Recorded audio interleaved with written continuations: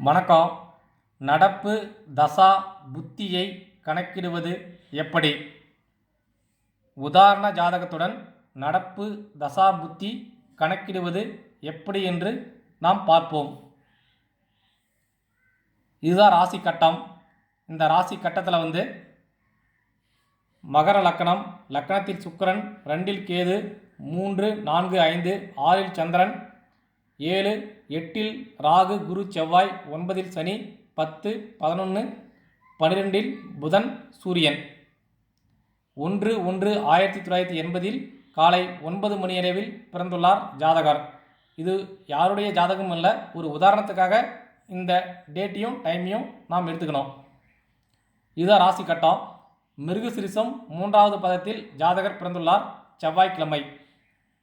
இந்த நடப்பு தசாபுத்தி கண்டுபிடிப்பதற்கு மிக மிக அவசியம் இந்த நட்சத்திரம், மிருகசிரிசம் நட்சத்திரம்.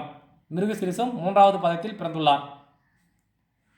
இந்த ராசி கட்டத்துக்கு கீழே தசை இருப்புன்ட்டு ஒன்று எழுதியிருப்பாங்க.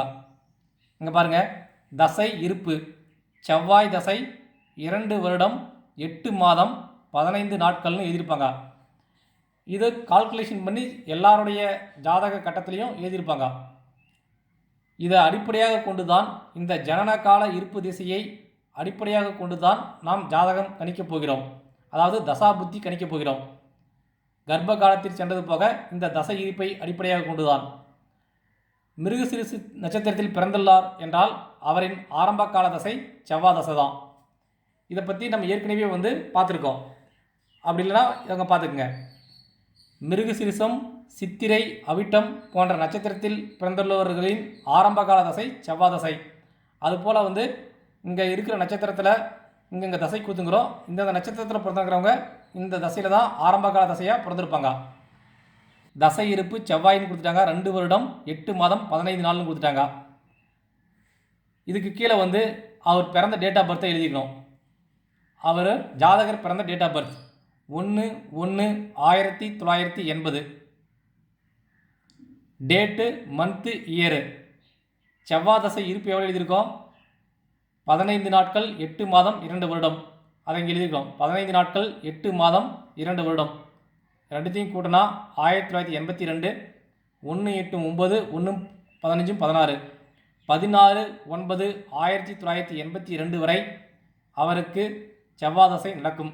குழந்தை பிறந்தது முதல் 16/9/1982 வரை செவ்வாய் தசை தான் நடக்கும். செவ்வாய் தசைக்கு அடுத்த தசை என்ன தசை? ராகு தசை. டவுட்டாக இருந்தால் இங்கே பார்த்துக்குங்க. செவ்வாய் தசைக்கு அடுத்த தசை ராகு தசை. ராகு தசைக்கு அடுத்த தசை குரு தசை. குரு தசைக்கு அடுத்த தசை சனி தசை. அதுக்கு அடுத்த தசை புதன் தசை. புத்தின்றது என்னென்னா, எந்த தசையாக இருந்தாலையும் அந்த கிரகமே முதல் புத்தியாக வரும். இப்போ குரு தசையில் முதல் புத்தி குரு புத்தி தான் வரும். ராகு தசையில் முதல் புத்தி ராகு புத்தி தான் வரும். அதே மாதிரி சனி தசையில் முதல் புத்தி சனி புத்தி தான் வரும். இது அடுத்துட்டு பார்ப்போம். இப்போ செவ்வாய் தசை முடிஞ்சதுக்கப்புறம் ராகு தசை. ராகு தசை 18 ஆண்டுகள். அந்த ஃபிக்ஸ்டு சார்ட்டில் ராகு தசை 18 ஆண்டுகள்னு நம்மளுக்கு தெரியும். 1982 கூட 18 கூட்டினா 2000. 16/9/2000 வரை இந்த ஜாதகருக்கு ராகு தசை நடக்கும். ராகு தசை முடிஞ்சதுக்கப்புறம் குரு தசை. குரு தசை 16 ஆண்டுகள். பாருங்கள், குரு தசை 16 ஆண்டுகள். இந்த 2000ஓட 16 கூட்டம்னா 16/9/2016 வரை குரு தசை இவருக்கு நடக்கும். குரு தசை முடிந்த பிறகு சனி தசை. சனி தசை 19 ஆண்டுகள். 16/9/2016 முதல் 19 ஆண்டுகளை கூட்டம்னா 16/9/2035 வரை இந்த ஜாதகருக்கு சனி தசை நடக்கும். இப்போ புத்தி பார்க்குறோம். இந்த 19 ஆண்டுகள் சனி தசை நடந்தாலையும் இந்த 19 ஆண்டுகள சனி தசையில் 9 கிரகங்களின் புத்தியும் நடக்கும். சனி தசையில் முதல் புத்தி சனி புத்தி தான் வரும். எல்லா தசையிலையும் முதல் புத்தி அந்த கிரகத்தின் புத்தி தான் வரும். குரு தசையில் முதல் புத்தி குரு புத்தி. அதே போல் சனி தசையில் முதல் புத்தி சனி புத்தி. சனி தசையில் சனி புத்தி. சனிக்கு 19 ஆண்டுகள், இந்த சனிக்கும் 19 ஆண்டுகள். 19ஐயும் 19ஐயும் பெருக்குனா 361 வரும். இந்த வலதுபுறம் இருக்கிற கடைசி டிஜிட்டை 3ஆல் பெருக்கிக்கணும். பெருக்குனா நாட்கள் வந்துடும். 1 × 3 போட்டால் 3 நாட்கள் வரும். இந்த ரிமைனிங் இருக்கிற டிஜிட்ஸ் வந்து மாதங்கள். இந்த 36ன்றது மாதங்கள். 36 மாதங்கள். 36 மாதங்கள் என்பது 3 வருடங்கள். 12 12 12 36 32 36 3 வருடங்கள். 16/9/2016 முதல் 3 வருடத்தை கூட்டிக்கணும்னா, இந்த 3 நாட்களையும் கூட்டிக்கணும்னா 19/9/2019 வரை சனி தசையில் சனி புத்தி நடக்கும். சனி தசையில் சனி புத்திக்கு பிறகு என்ன புத்தி வரும்? புதன் புத்தி வரும். டவுட்டாக இருந்தால் ஃபிக்ஸ்டு சார்ட்டில் பார்த்துக்குங்க. சனி தசை முடிஞ்சதோடனே அடுத்த புத்தி புதன். தசை புத்தியெல்லாம் ஒரே ஆர்டர் தான், இதில் எந்த மாற்றமும் கிடையாது. சனி தசை முடிஞ்சால் அடுத்து எப்படி புதன் தசையோ அதே போல் சனி புத்தி முடிஞ்சால் அடுத்த புத்தி புதன் புத்தி தான். புதன் புத்தி முடிந்த பிறகு கேது புத்தி, கேது புத்தி முடிந்த பிறகு சுக்கிர புத்தி, சுக்கிர புத்தி முடிந்த பிறகு மீண்டும் சூரிய புத்தி, அதன் பிறகு சந்திர புத்தி, அதன் பிறகு செவ்வாய் புத்தி, அதன் பிறகு ராகு புத்தி, குரு புத்தி. குரு புத்திக்கு அப்புறம் தசை மாறிடும். இப்போ சனி தசை 19 ஆண்டுகள், புதனுக்கு வந்து 17 ஆண்டுகள். 19ஐயும் 17ஐயும் பிறகுனா 323 வரும். இந்த 3 மீண்டும் 3 பிறகுனா 9 நாட்கள் வந்துடும். 32 மாதங்களை வந்து எப்படி எழுதலாம்?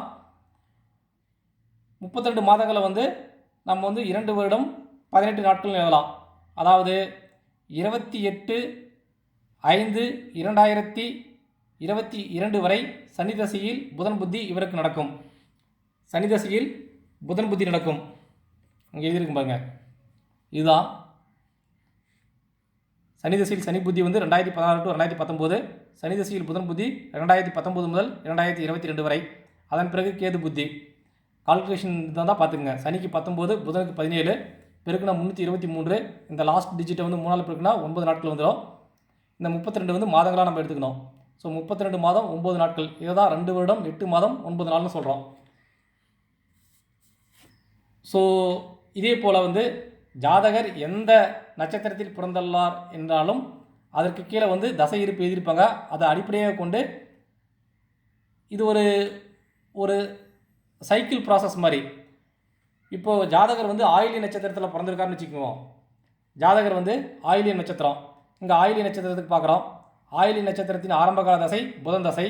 புதன் தசை அவருக்கு முடிந்த பிறகு கேது தசை ஸ்டார்ட் ஆகும். கேதுக்கு பிறகு சுக்கிர தசை ஸ்டார்ட் ஆகும். சுக்கிரனுக்கு பிறகு சூரிய தசை. இதே போல் நீங்கள் கால்குலேட் பண்ணிக்கிறது தான். ஓகே, நன்றி.